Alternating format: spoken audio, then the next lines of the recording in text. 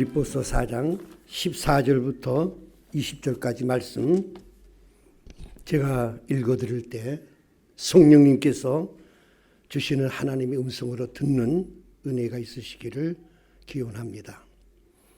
그러나 너희가 내 괴로움에 함께 참여하였으니 잘하였도다.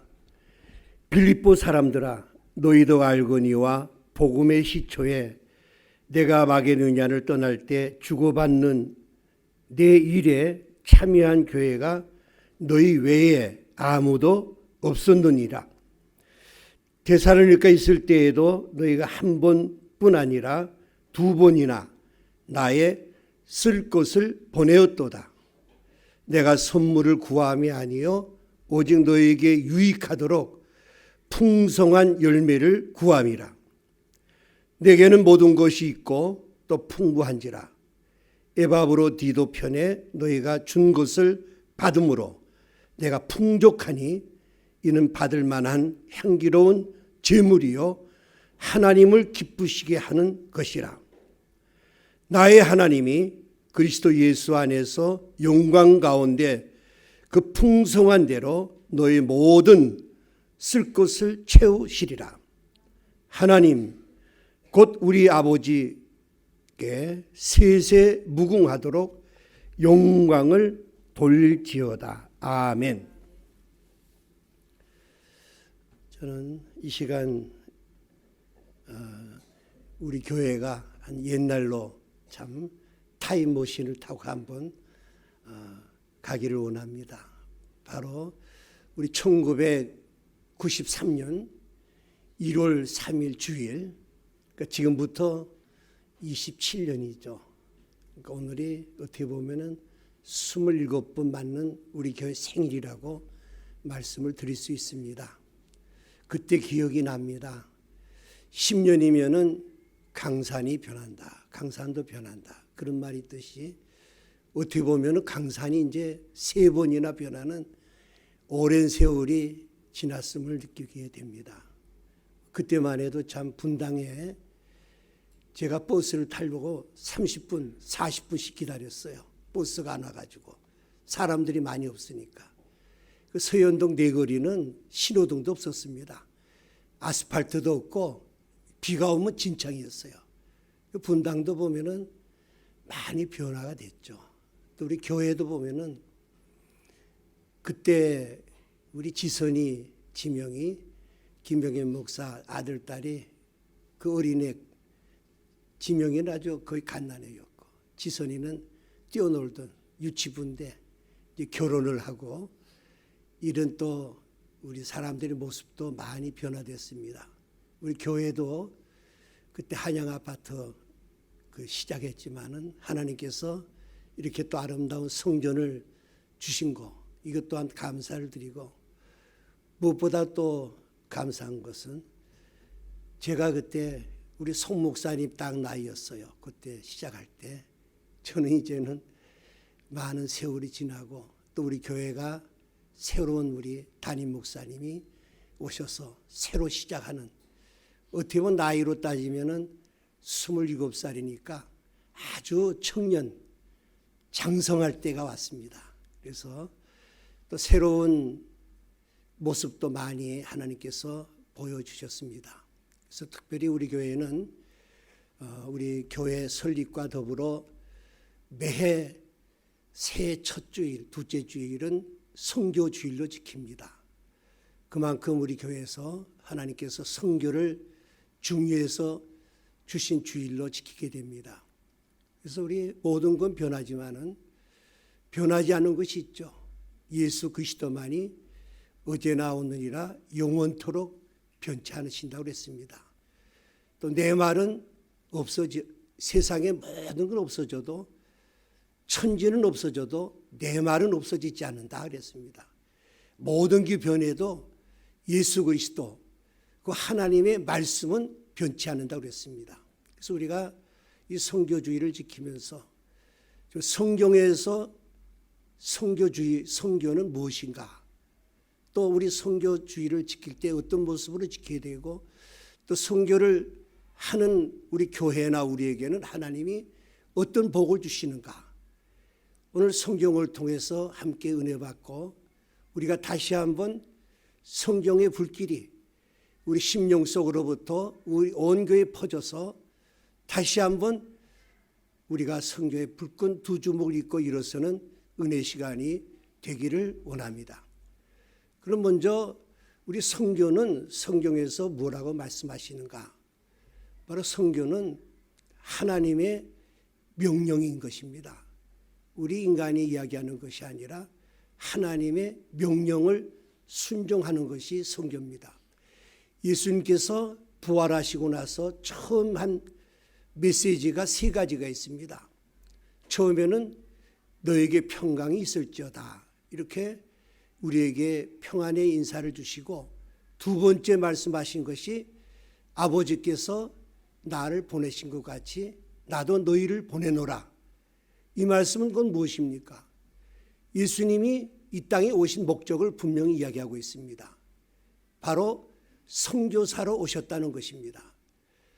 그럼 선교를 파송한 것은 어디냐? 천국에서 파송자는 우리 하나님이시고 최초의 선교사로 이 땅에 보내신 분이 바로 예수 그리스도인 것입니다. 하늘의 영광의 보좌를 보시고 이 낮고 천한 이 땅, 그 이스라엘 땅을 이렇게 택하시고 유대인의 모습으로 인간의 모습으로 오셔서 우리의 죄를 위해서 우리를 구원하시기 위해서 십자가에 죽으시고 또 이 천국 복음을 바로 나도 너희를 세상에 보내노라. 그러니까 우리 모두는 선교사라는 것입니다.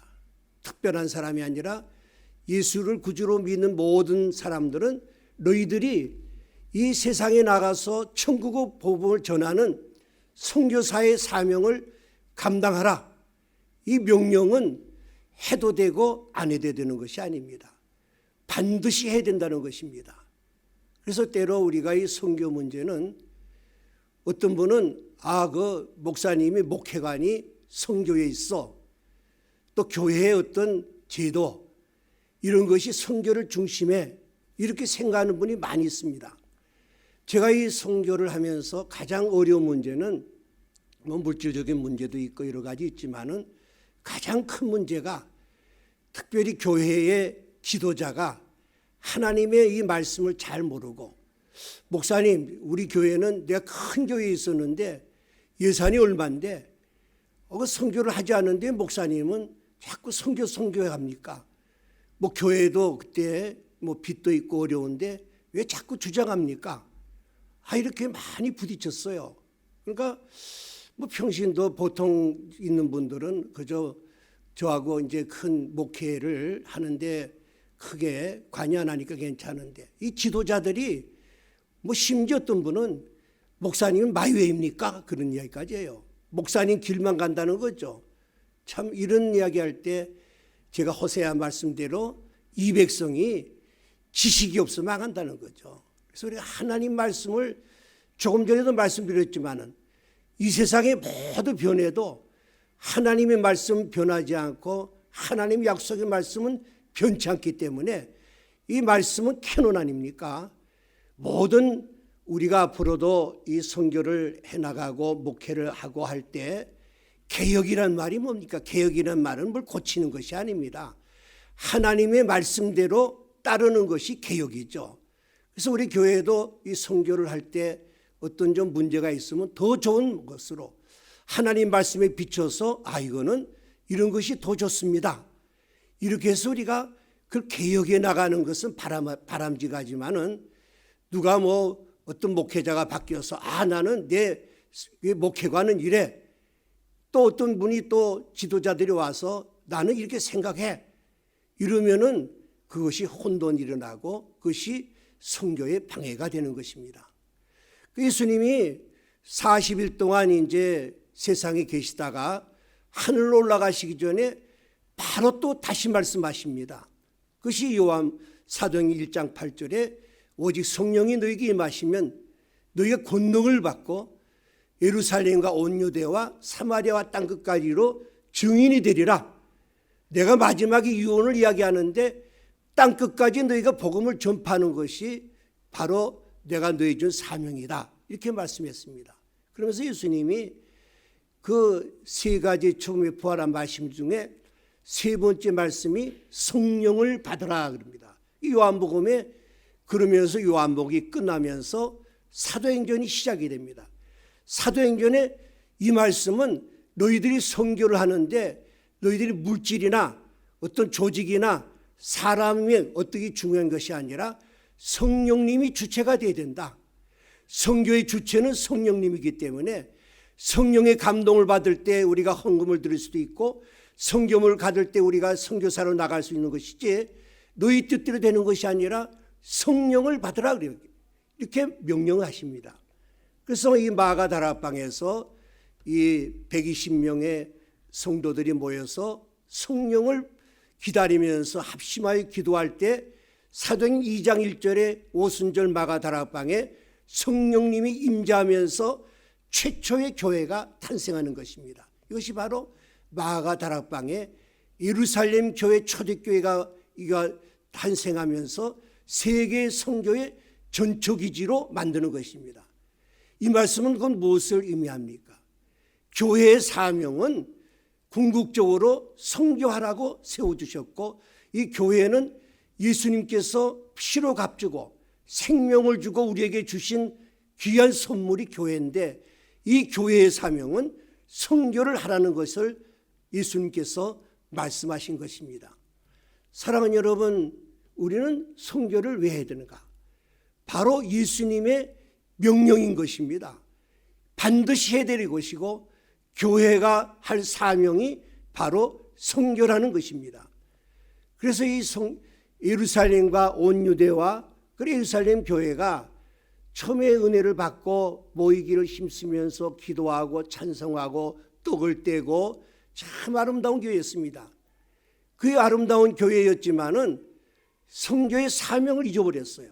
자기들끼리 모여가지고 즐기고 교제하고 하나님께서 이 사명을 깨닫기 위해서 박해라는 걸 보냅니다. 핍박을 보내니까 그때 깨닫게 되죠. 이들이 하나님의 마지막 하신 선교의 사명을 우리가 깨닫지 못했구나. 그래서 우리가 여러분이 오는 개인적인 어려움이나 교회의 어려움이 올 때 먼저 깨달을 거는 하나님이 이 지상명령, 이 선교 사명을 우리가 감당하지 못했기 때문에 오는 것이다. 이걸 빨리 깨달아야 됩니다. 그래서 고난의 잔을 마신 자가 사명의 잔을 마신다듯이 여러분 우리가 새해 들면서 여러분의 삶 속에 어려움이 있습니까? 바로 여러분은 내가 하나님의 사명, 이 사명을 감당한 것이 무엇인가? 이거를 빨리 깨닫고 회개하고 돌이킬 때 하나님이 새로운 길을 열어주실 줄로 믿습니다. 그래서 이제는 사마리아는 그래서 이 사도들은 예루살렘 교회를 지키고 평신도들이 7 집사들이 뛰쳐나갑니다. 그래서 사마리아는 빌립 집사가 사마리아를 복음을 전도하는 데 앞장서게 됩니다. 그러면서 이 시대가 하나님은 때에 따라 시대에 따라 사람을 세우십니다. 베드로가 이제 여기까지 이제 사명을 감당하고 그 바톤을 사도 바울, 이방인 사도 바울을 세워서 이방인 선교를 시작하게 됩니다. 그래서 이 안디옥 교회를 세우고 나서 이 안디옥 교회 이방인 교회 첫 교회인데 여기서 사도 바울과 바나바를 파송하게 됩니다. 선교사로. 그 사도 바울이 1차, 2차, 3차의 이 선교를 잘 감당하고 나서 마지막에 대성공을 했지만은 사도 바울이 큰 비전이 있었습니다. 이 땅끝이 어딜까? 땅끝은 그 당시만 해도 지구가 평평하니까 서쪽 끝이 스페인이다. 그러면 서바나까지만은 이 땅끝까지는 내가 이 생명이 있는 동안에 이 사명을 감당하겠다는 비전을 가졌습니다. 그래서 사도 바울은 스페인을 가기 위해서 이 로마를 거쳐야 되기 때문에 내가 로마를 보아야 하리라는 비전을 가질 때 하나님께서 로마로 보내고 거기서 투옥이 돼서 이제 1차 투옥하고 나서 거기서 다시 잠깐 풀려나왔을 때 전설에 의하면 사도 바울이 스페인까지 갔다고 하는 기록이 있습니다. 그래서 거기에서 다시 투옥돼서 2차 투옥될 때 옥중서신을 기록하게 됩니다. 여기서 우리 옥중서신 중에 빌립보서를 2차 투옥될 때 이 옥중서신을 기록하고 나서 다시 나왔다가 다시 3차 투옥되면서 마지막에 디모데후서에 기록을 하고 순교하게 됩니다. 나와서. 그래서 우리 전번 제가 설교할 때 정말 마지막까지 우리 유홍리 원사님이 좋아하는 정말 마지막 그 우리 관제를 안고 죽음을 당할 때 달려갈 길을 다 가고 사명을 다 감당하고 하나님의 부르심의 상을 달려간다는 그 바울의 마지막 이 고백을 하고 죽게 되는 것입니다. 그래서 사도행전은 그 28장으로 끝나는데 그 다음에 사도 바울의 행적이 없습니다. 로마에 갇혔다는 거. 이 말씀은 바로 그 바톤을 이어서 너희들이 이 바톤을 이어라 그랬습니다. 이 바톤이 계속 넘어오면서 우리 한생명교회를 세우게 하고 또 저를 통해서 또 이 선교를 감당케 하고 그 다음에 이어서 우리 송송 목사님을 통해서 또 이어가게 되는 것입니다. 제가 후임자를 구할 때 제일 첫 번째 본 것은 이 선교의 사명이 비전이 있는 사람인가, 이걸 제일 우선적으로 봤습니다. 우리 송 목사님은 많은 훈련을 받고 또 선교의 사명이 참 뚜렷하기 때문에 하나님께서 귀한 종을 보내주셨기 때문에 우리가 이 바톤을 잘 이어서 사랑하는 여러분이 이 선교의 한생명교회 선교 사명을 잘 감당하시기를 바랍니다.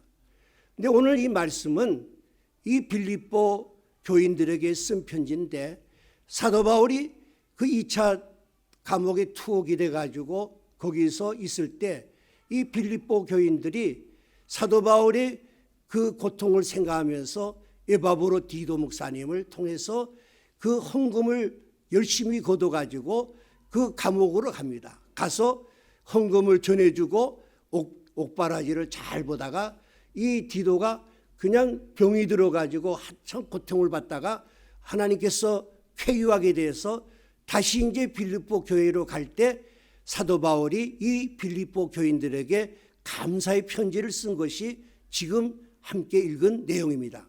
그래서 오늘 이 말씀은 이 마지막 부분의 서신에서 이 선교 헌금을 해준 빌립보 교인들에게 참 감사의 표시라면서 바울이 마지막으로 오늘 우리 너희 쓸 것을 채워주신다. 하나님이 이렇게 나에게 우리 교회에게 해주신 쓸 것을 채우신 하나님은 너희들에게도 이런 복을 주실 것이다. 그래서 오늘 제목을 너희 모든 쓸 것을 채우시리라고 정했습니다. 오늘 여러분 우리 한생명교회도 정말 이 살아있는 교회, 죽은 교회, 저 교회가 살아있다 죽었다는 것은 무엇을 의미합니까? 교회는 건물이 아닙니다. 어떤 분은 교회가 살아있다고 하면은 우리 교회는 자체 건물이고 예배당이 이렇게 아름답고 정말 파이프 오르간이 있고 조직도 아름답고 수많은 사람들이 모이니까 우리는 살아있는 교회요, 이렇게 이야기하는 사람이 있어요. 그분이 생각하기에는 교회를 하나의 건물이나 어떤 모습으로 생각합니다. 그러나 교회는 바로 예수 그리스도를 믿는 사람들의 모임, 이것이 교회이기 때문에 이스라엘의 역사는 바로 교회의 역사를 이야기하는 것이고 교회는 바로 우리 성도들을 이야기하는 것입니다. 여러분은 살아있는 교회는 어떤 교회이고 죽은 교회는 어떤 교회일까? 제가 늘 말씀드리지만은 하나님께서 우리들에게 계시해 주실 때는 하나님의 말씀을 통해서 계시해 주시고 두 번째는 역사를 통해서 계시해 주시고 세 번째는 하나님 지으신 모든 창조를 통해서 계시해 주십니다. 예수님이 이스라엘 땅에 오셨고 예수님이 유대인의 옷을 입고 오셨다는 것은 굉장히 그 의미가 있는 것입니다. 그러면 이스라엘의 그 나라는 어떤 나라인가? 바로 이스라엘은 크긴 우리 강원도만 합니다.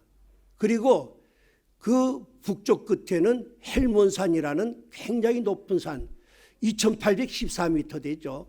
여기는 1년 내내 사철 그 눈으로 희게 덮여서 만년설이 덮인 것입니다. 그 눈이 이제 뜨거운 햇빛에서 녹아서 내려오면은 그 요단강이라는 강이 있습니다. 그 요단강을 흘러나오면은 바로 그 물이 갈릴리 호수, 갈릴리 바다라고 그러죠. 넓어서 갈릴리 바다를 거쳐가지고 계속 흘러가면은 사해가 나옵니다. 여러분, 하나님이 그 지형을 보면요, 산이 많고 또 강이 많아요. 그래서 그 이스라엘의 그 모든 그 은혜의 동산은 산에서 많이 이루어져요. 또 거기서 기후도 보면은 사해는 해저 한 392m 되죠. 그러니까 거기 헬몬산하고 하면 거의 뭐 엄청난 차이가 나지 않습니까? 또 사해 바다에서 이게 예루살렘까지는 한 40km 되는데 거기는 해발 한 800m 됩니다. 굉장히 그 차이가 많습니다. 그 사람이 살기 좋은 데가 한 6, 700m가 살기 좋다고 그러죠. 그 영적인 의미는 무엇을 보여줄까? 살아있는 교회, 살아있는 성도는 무엇이고 죽은 교회, 죽은 성도는 무엇일까? 오늘 이스라엘의 지형을 보여주시는 계시는 계속해서 흐르는 하나님의 은혜, 복음과 또 하나님 주신 우리의 물질과 하나님 주신 달란트, 이거를 계속 우리 주시는데, 이거를 요단강을 통해서 흘려보내서 갈릴리 바다는 계속 내려보냅니다. 주는 것만큼 자꾸 내려보내니까 갈릴리 바다는 물고기들이, 각종 물고기들이, 생명새들이 살고 그 주위에는 숲이 흐르면서 새들이 와서 깃들고 노래를 하는 그런 아름다운 것이지만은, 사해 바다는 계속 물을 받지만은 내보내지 않기 때문에 거기는 죽은 바다라는 뜻이죠. 생물이 없죠. 완전히. 마찬가지입니다. 우리 교회는 조금 전에 우리 예루살렘 교회는 모이는 교회였어요. 계속 모이기만 하는 교회. 그래서 하나님이 박해를 줘서 흩어지는 교회로 됐다. 모이는 교회, 우리 선교학교는 컴스트럭처 처치라고 있고, 나가는 교회는 흩어지는 고우 스트럭처 처치라고 합니다. 그 살아있는 교회는 계속해서 갈릴리 바다와 같이 하나님 주신 은혜를 계속 복음을 전하고 주신 물질과 은사를 계속 내보내는 것, 그럼 항상 맑고 생명이 흐릅니다. 우리 한생명교회는 과연 정말 살아있는 교회인가? 이 죽은 교회들 한번 보세요. 구라파에 얼마나 가보면 알지만 엄청난 교회의 크기와 많은 걸 줬고 그들이 엄청난 교회 성장을 가져왔지만은 복음을 전하지 않고 있다가 지금은 다 죽은 바다 됐어요. 완전히. 그리고 한생명교회는 앞으로 살아있는 교회, 또 지금도 살아있는 교회인가? 우리가 잘 생각하면서 우리 한생명교회를, 우리가 이 선교하는 교회를 통해서 먼저 우리가 이 주보를 잘 보시기 바랍니다. 왜냐하면 새로 오신 분들이 있기 때문에, 또 우리 교회가 어떤 의미로서 우리 한생명교회를 세우셨는가 보면은 먼저 우리 비전이 있어야 됩니다. 우리 왜 뒷부분에 보면은 첫 번째가 잃어버린 한 생명을 천하보다 귀하게 여겨서 한 생명을 구원해야 됩니다. 영혼 구원이 중요하죠. 두 번째는 초대교회 같이 정말 아름답게 모여서 교제하는 교회, 모이는 교회가 되죠. 여기서 머물면 안 되고, 세 번째는 커다란 하나이기 때문에 전 세계에 복음 빛을 전하는 교회. 우리의 비전은 바로 전 세계에 복음을 빛을 전하는 선교하는 교회, 이것이 우리 교회의 비전인 것입니다. 만약 이 경우에 두 번째까지 우리 비전이라고 하면은 그거는 예루살렘 교회 같이 잘못하면 죽은 교회가 되지만은, 우리는 전 세계에 복음의 빛을 전하는 세계를 향한 교회, 이것이 우리의 비전이 되어야 되겠습니다.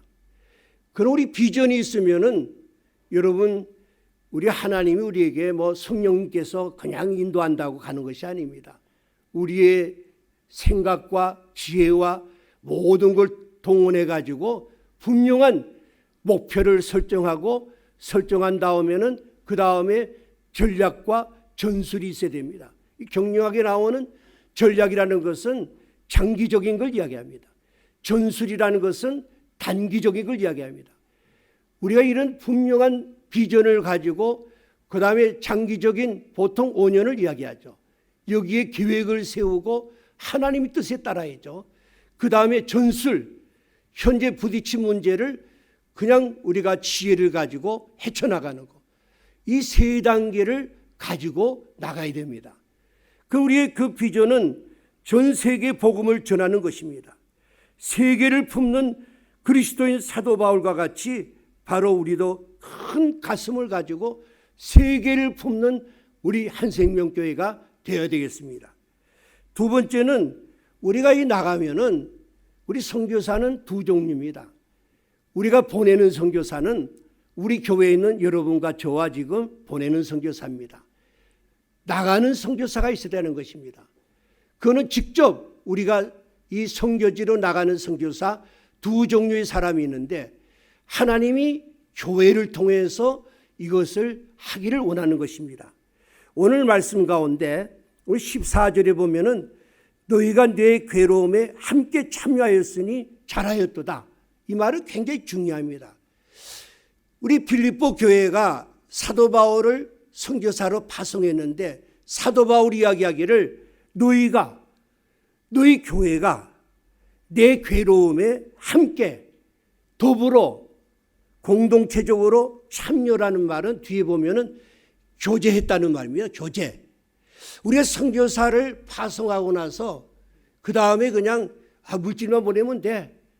이 정도로 그저 기도 좀 해주면 되지. 이 정도로 끝나는 것이 아닙니다.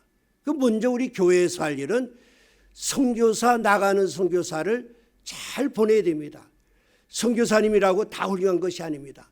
나가서 실패하는 선교사도 많아요. 그래서 우리 교회에서는 감독을 세웠죠. 우리 목사를 세워서 목사 또 교회의 사명은 뭐냐면은 제자 양육입니다. 잘 양육해서 이분들을 세상 속으로 나가서 또 세계 속으로 나가서 선교사의 사명을 잘 감당하라는 것입니다. 훈련이 필요하죠. 여러분 우리가 이제 우리 교회에서 여러분 주보의 뒷부분 알지만은 우리 김병현 목사나 우리 오늘 오신 홍연선, 우리 이원정, 김용우 다 이분들은 우리 교회에 와서 전도사, 강도사, 목사 안수 받고 선교사로 나갔습니다. 이 말씀은 MDB 코스가 3년 있지만은 그 전에 MDB에 들어가기 전은 4년 대학을 나와야 됩니다. 4년에다가 3년하고 전도사, 강도사 3년 해야 됩니다. 10년을 해야 됩니다. 10년을 해야 목사 안수를 주고 그 다음에 선교사로 파송하게 됩니다. 여러분 이 영혼의 의사도 그냥 적당히 하는 것이 아닙니다. 공부도 해야 되지만은 강한 훈련은 이 교회가 바로 우리 의사들이 보면은 6년 공부하고 또 1년 인턴 2년 레지던트에서 9년 한 다음에 의사가 돼요. 그래서 펠로우 과정 2년 또 있지만은 그건 대학병원에서 강한 훈련을 받습니다. 그래서 이 교회에서 이 훈련을 잘 받아야지 그 선교사로 나가서 그 일을 감당할 수 있는 것입니다. 우리 교회는 이래서 이런 분들이 다 훈련을 받아 나가기 때문에 지금 일을 잘해요. 나머지 모주문 선교사나 이런 분들은 제가 GMC를 할 때 거기서 선정을 해서 나가기 때문에 우리 선교사들이 정말 그 오랜 세월 동안에 잘 감당할 수 있었던 것은 우리 교회가 이런 잘 훈련을 받았고 이걸 세웠다는 거죠. 여러분이 이 말씀을 제가 지난 걸 잘 말씀드리면은 이 선교위원회에서 잘 선정을 하게 되죠. 우리 목사님이 추천하고 선교위원회에서 우리 교회는 평신도 사역청교회로 많이 훈련했기 때문에 잘합니다. 우리 평신도들이 너무 잘해요. 훈련을 잘 받아서. 그 선교위원장은 아직 홍지미 목사님이 감당하고 있는데 이거는 여러분에게 빨리 이제 넘겨줘야 되죠. 왜냐하면 처음에 시행착오로 장로님 한번 세우니까 자꾸 자기 아는 사람을 자꾸 세우려고 그래요. 또 지방색 같은 거. 그래서 이거를 우리 교회는 그래서 이걸 전부 없애야 된다. 특히 지방색 같은 거. 전혀 없습니다. 그 다음에 뭐 아는 사람, 우리 처형이 그 당시에 장애인 공동체하고 했지만은 우리가 알기 때문에 안 도왔습니다. 냉정하게 우리가 판단해야 된다는 거죠. 이게 잘 선별이 갔기 때문에 참 이 훌륭한 지금 사역을 감당하게 되는 것입니다. 또 하나는 함께 참여해야 된다. 개인적인 어떤 이 선교를 하는 것이 아니라 교회 이 모임을 통해서 하라는 것입니다. 제가 처음에 했던 장로님 한 분이 저기 큰 교회 나가다가 거기서 안 나간대요. 그래서 내가 물어보니까 그 교회에서 하는 선교를 안 하고 개인이 자꾸 뭘 만들어가지고 하니까 그 교회에서 목사님이 보고 그거를 제재시켜서 결국 나왔어요. 우리나라 사람은 자꾸 내가 좀 나서야지, 내 이름을 내야지, 이게 다 망해요. 우리 교회를 통해서 예수님이 바로 이 교회 머리신데 그분의 명령에 따라서 우리가 조용히 하라는 것이죠. 그래서 함께, 너희가 함께 하라는 거죠. 우리 선교위원회를 조직을 했고, 특히 윌리엄 캐리가 그런 이야기를 했죠.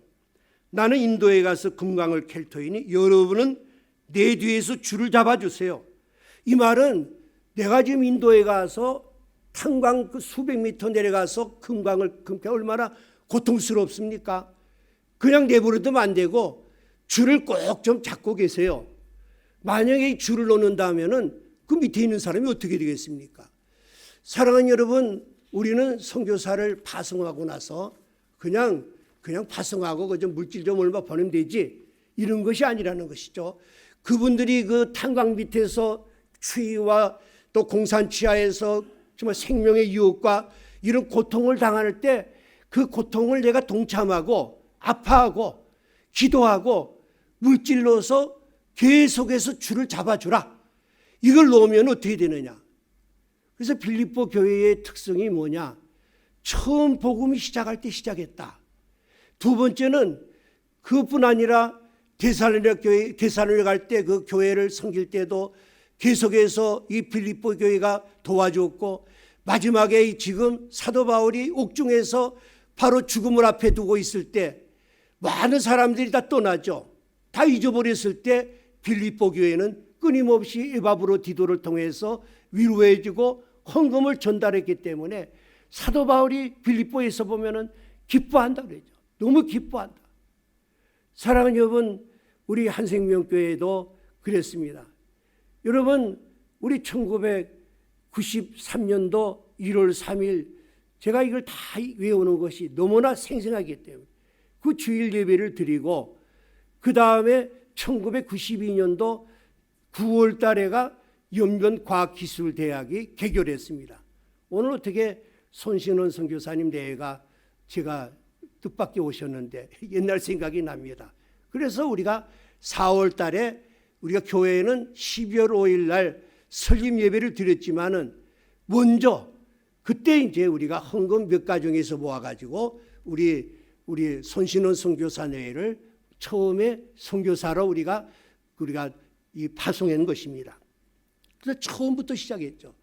그 다음에 빌립보 교회 같이 끊임없이 끈을 놓지 않았다. 여러분, 많은 선교사님들이 그렇게 이야기합니다. 한 3년 하다간 또 끊어버리고 또 바꿔버리고. 그런데요, 줄을 끊는다는 거죠. 그러나 우리 하나님의 은혜로 우리는 많은 우리 함께하는 선교사님들 끝까지 지금까지 할 수 있었다는 것은 하나님의 은혜요. 여러분의 또 수고와 기도의 은혜로서 이와 같은 하나님이 결실을 주신 것에서 감사를 드리며, 이 말씀은 앞으로도 계속해서 인간이 자꾸 만들어요. 몇 살까지 하면 안 된다. 사역이 중요한 거지 뭐 나이가 중요합니까?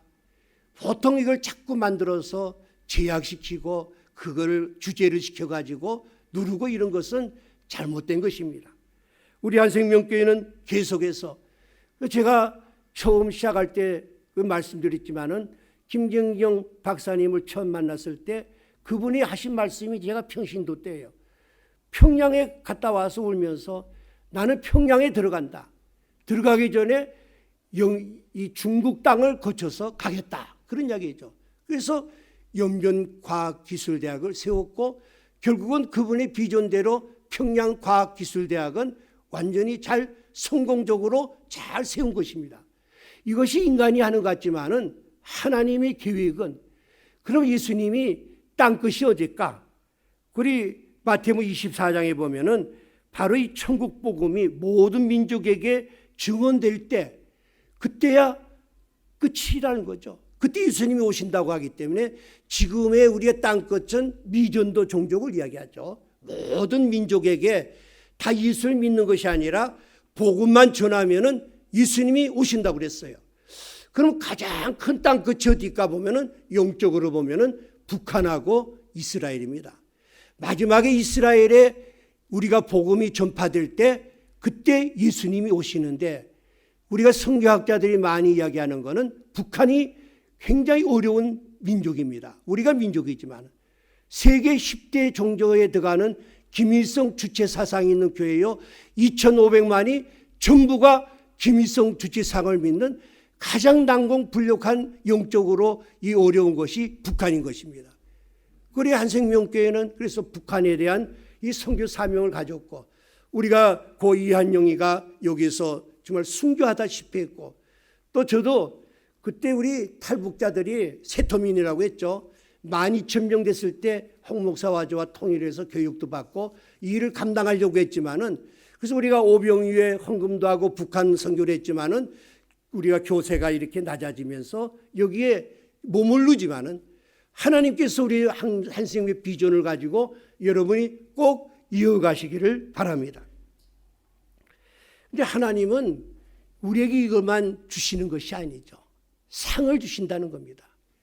여러분이 지금까지 정말 기도와 또 헌금 하는 모든 것들이 땅에 떨어지는 것이 아니라 하나님은 반드시 우리에게 상을 주시는데, 첫 번째 보면은 너희가 내 괴로움에 함께 참여하였도다.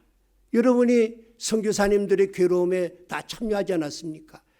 그때 예수님은 마태복음에 보면은 너희를 영접하는 자는 나를 영접하는 것이요, 나를 영접하는 자는 나를 보내신 이를 영접하는 것이다. 선교사를 영접하고 주의종 영접하면은 그게 바로 예수님 영접하는 것이고, 예수님을 영접하는 것은 하나님 영접하는 것이다. 또 선지자의 이름으로 선지자를 영접하는 자는 선지자의 상을 받는다. 이거 같이 정말 최고 복이 어디 있습니까? 여러분이 눈물에 기도하고 우리 선교사들이 고난에 동참할 때 그분들이 최고의 상을 줄 거예요. 그 상을 우리에게 똑같이 준다. 우리가 천국 가니까 막 대박이 터져요. 내가 이거 안 했는데 너 그때 그 선교사를 위해서 돕지 않았느냐. 그 주는 상을 너에게 준다. 여러분, 이거보다 큰 복이 어디 있습니까? 또 하나는 누구든지 제자 이름으로 이 작은 자 중 하나에게 냉수한 것이라도 주는 자는 내가 진실로 그랬어요. 너에게 이르노니 그 사람이 결단코 상을 잃지 아니하리라. 여러분들 우리 선교사님 오시면은 식사 대접도 하고 아무것도 아닌 것 같죠. 또 이번에 우리 이원정 선교사님 또 편찮으실 때 병원비도 우리가 정성스럽게 드렸습니다. 이런 것들이 반드시 하나님 잊지 않는다. 상을 준다고 그랬습니다. 사랑하는 여러분, 우리 한생명교회 이 상을 다 받은 줄로 믿고 더 많이 받는 여러분 되시기를 바랍니다. 또 하나의 우리에게 상은 뭡니까? 나의 하나님이 그리스도 예수 안에서 영광 가운데 그 풍성한 대로 너희 모든 쓸 것을 채우신다. 저는 이거보다 더 큰 은혜로 말씀이었습니다. 많은 분은 그래요. 예수 믿으면 막 벼락부자가 되는 걸 원하지만은 하나님은 쓸 것을, 모든 쓸 것을 채워주십니다. 여러분이 선교 사명을 잘 감당할 때 나의 하나님이, 주체가 하나님이 주신다고 그래요. 전능하신 하나님, 우주 만물을 창조하신 하나님, 능치 못할 일이 오신 하나님이시 약속하시는데, 우리 그리스도 안에서 바로 우리 너희, 이 모든 사역을 잘 감당하는 너희에게 모든 쓸 것을 채워주신다.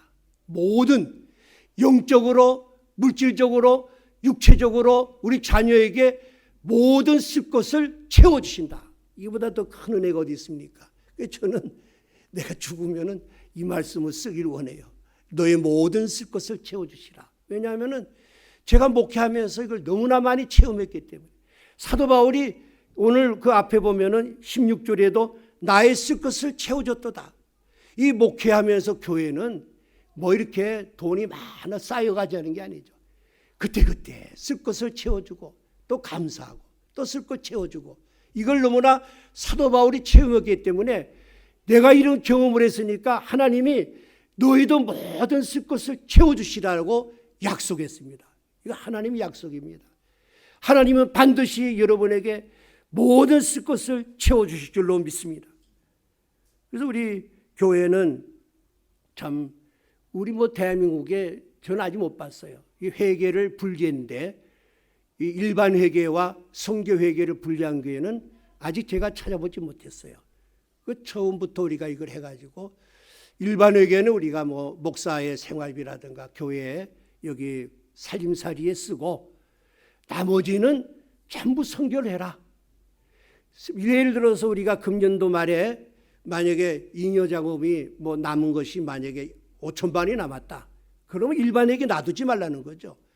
전부 성교에게 넘겨라. 일반에게는 연말에 제로로 만들어라. 만들고 성교에게는 무궁무진하게 쓸 수 있기 때문에 이걸 감당해라. 왜 이 시대 사회교회가 됩니까? 솔직한 이야기로 지금 대형교회가 왜 말을 못합니까? 특히 우리 명성교회 같은 데는 세습 문제도 있지만은 가장 큰 문제가 비자금이라고 그래요. 8천억이다, 1억이다 그래요. 8천억이다 그래요. 8천억이요. 저는 계산, 그걸 남겨둔다는 거죠. 여러분 사회바다는 그 밑에가 우라늄이 엄청나게 많다고 그러죠. 이 고린도 교회는 굉장히 부자였고 아주 인테리들이 모였지만은 그들이 이 사명을 감당하지 못할 때 매일 싸웠어요. 싸우고 타락하고 사도 바울이 골치 아픈 게 있어요. 이 시간에도 우리가 교회가 크고 적고 재정의 문제가 아니라 사회가 같이 우리가 순복음교회도 이야기하지만은 대학을 두 군데 국내국에 있죠. 신문사 또 많은 기업들을 합니다. 그러면서 아들들을 다 거기 자리를 줘요. 우리 명성교회도 안동병원을 인수하고 나서 또 그 아들을 이사장으로 세워요. 이 교회가 기업이 됐다는 거죠. 기업은 뭡니까? 자꾸 쌓아두고 사회같이 싸웠다면은 100%가 돈 때문에 싸웁니다. 교회가. 그렇지 않고 우리가 흘러보내면 싸울 게 없어요. 재정이 없는데 왜 싸우니? 자꾸 흘러보내면 싸우잖아요. 우리 한생명교회는 이 아름다운 이 제도를 주신 거 계속 유지하시기 바랍니다. 우리 교회가 아무리 크고 재정이 넉넉해도 계속해서 흘러보내고, 우리가 재정은 일반 행정 우리 목사는 허리띠를 졸라매고 아껴서 계속 흘러서 성교회계로 보내면은 성교회계는 계속해서 5대한 6대주로 향해서 계속 흘러보내면은 그 물고기가 정말 맑고 깨끗하고 또 새들이 울음소리 나는 생명력이 넘치는 이 아름다운 교회가 될 줄로 믿습니다. 여러분, 우리가 많은 교회에 오면 여러분들은 야 손해봐, 교회 헌금도 달라고 할거 교회는 많은 걸 줍니다. 우리 이건희 같은 분이 20몇 조 가지고 있지만 그분이 왜냐하면 쓸 때를 몰라요.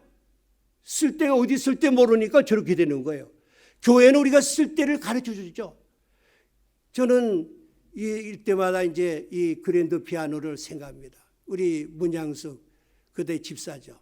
우리 교회에 제가 처음 시작할 때 이 피아노를 기증했어요.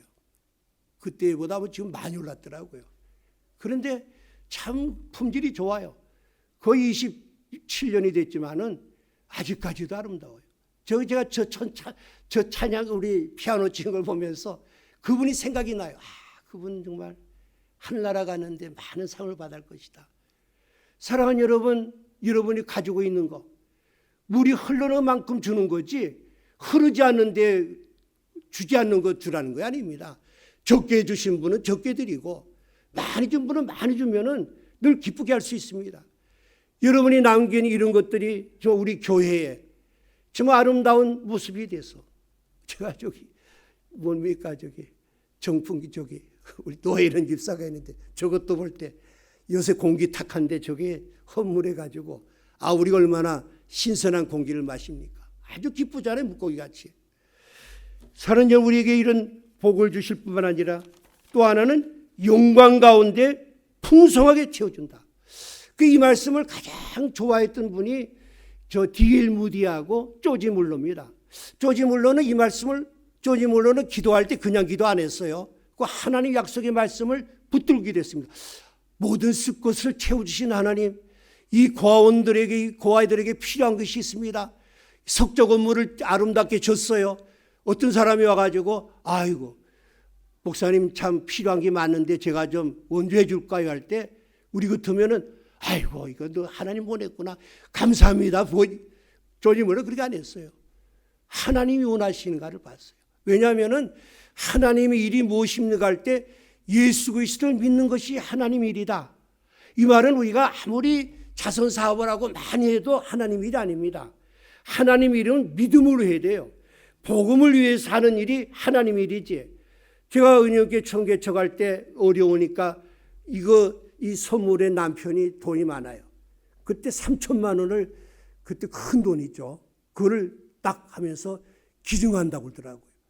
그러나 뭐 감사하게 쓰지만은 성경에 말씀하는 거는 믿음으로 하는 일. 그 조지 물러는 그냥 안 받았어요. 기도해 봅시다. 그래서 하나님이 저분을 보낸 것을 확실히 보여주세요. 그럴 때 무명으로 거액을 했다는 거죠. 많은 사람들이 무명으로 거액을 하면서 어떤 분은 제가 기도하는 중에 하나님이 보내셔서 제가 왔습니다.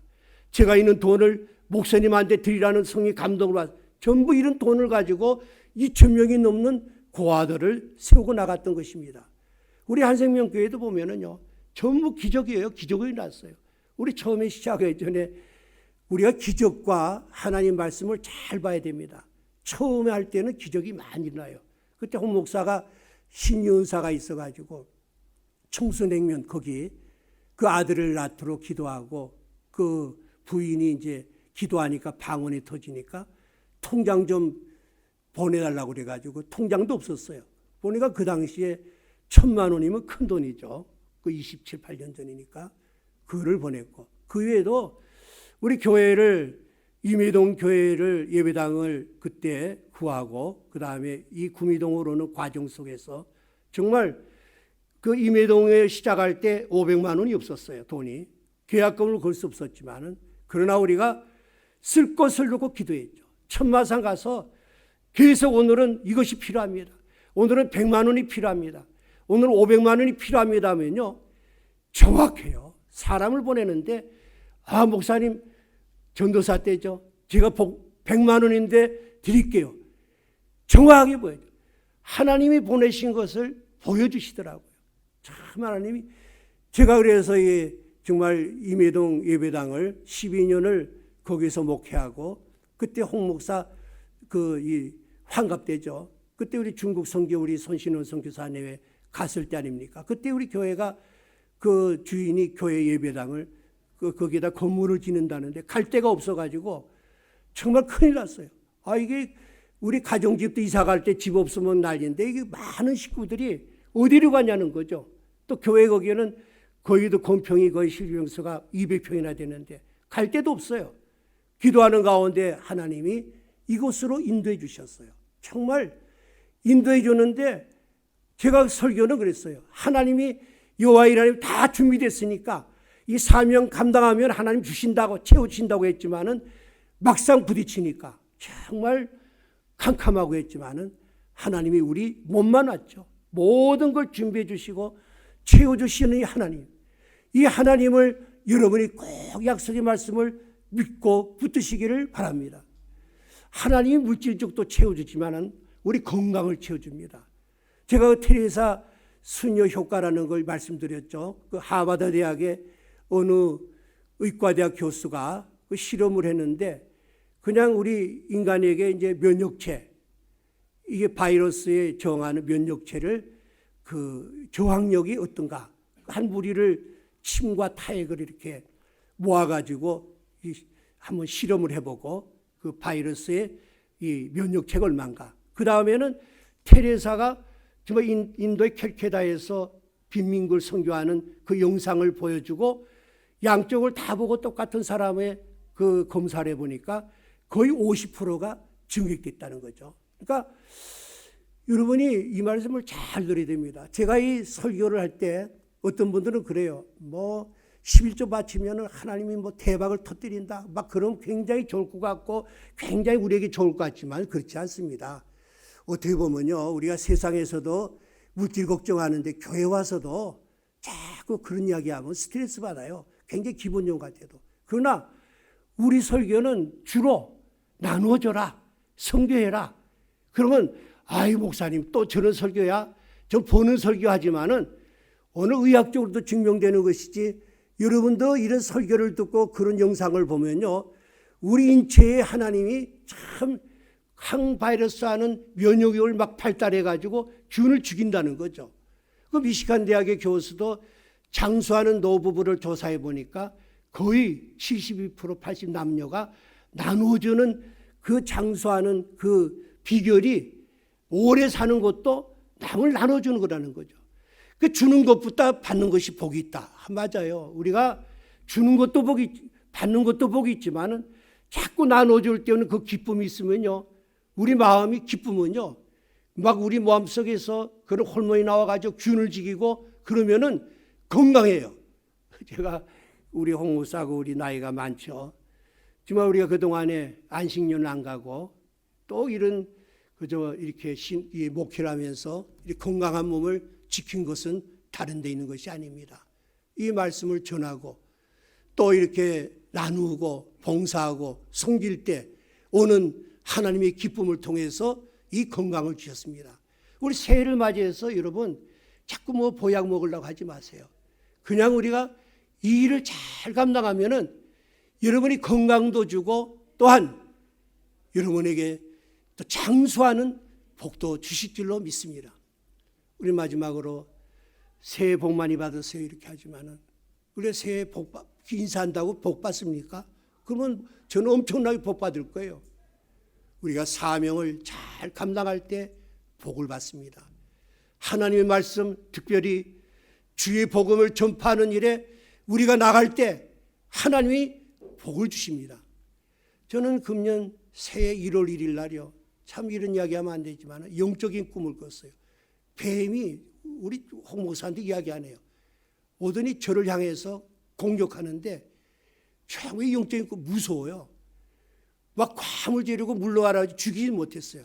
근데 저를 팍 찌르는 것 같은데 이 신경이 찌릿하더니 그래 아파가지고 갔더니 대상포진이 걸렸어요. 그래가지고 야, 그 예리하대요. 딱 찌르는데 그래서 제가 일주일 동안을 무척 고생했어요. 고생하면서 두 가지 생각했습니다.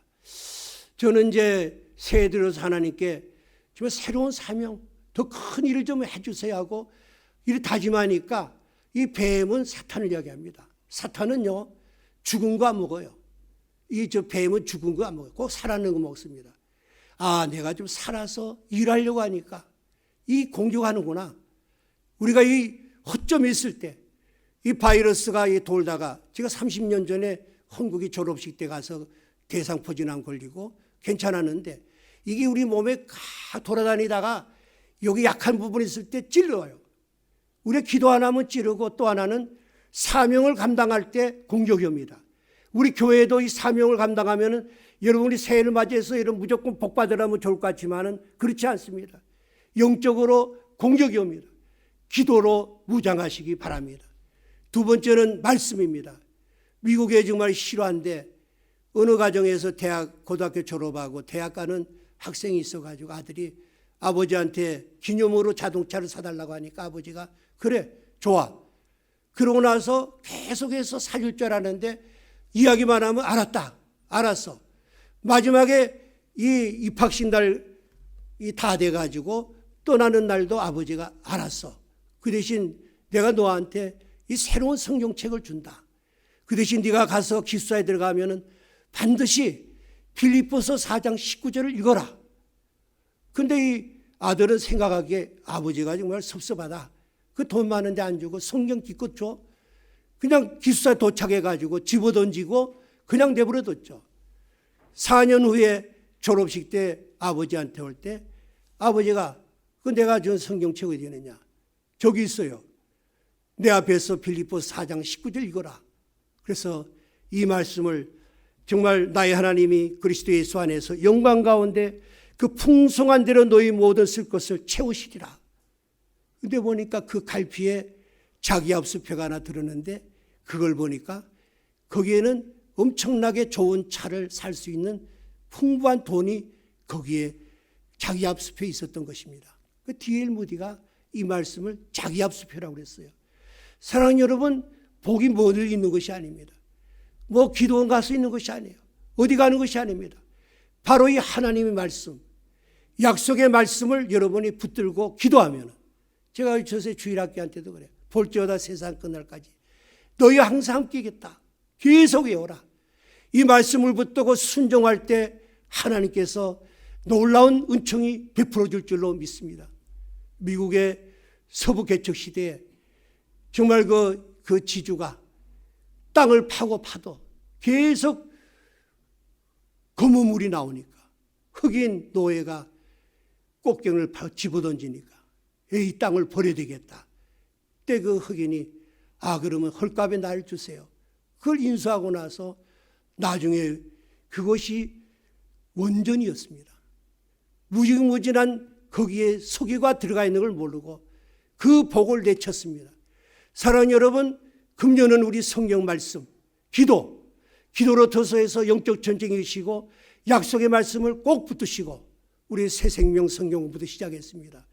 이 말씀대로 순종해 나가면은 하나님은 반드시 약속을 지켜주시고 성취해 주시고 복을 주실 줄로 믿습니다.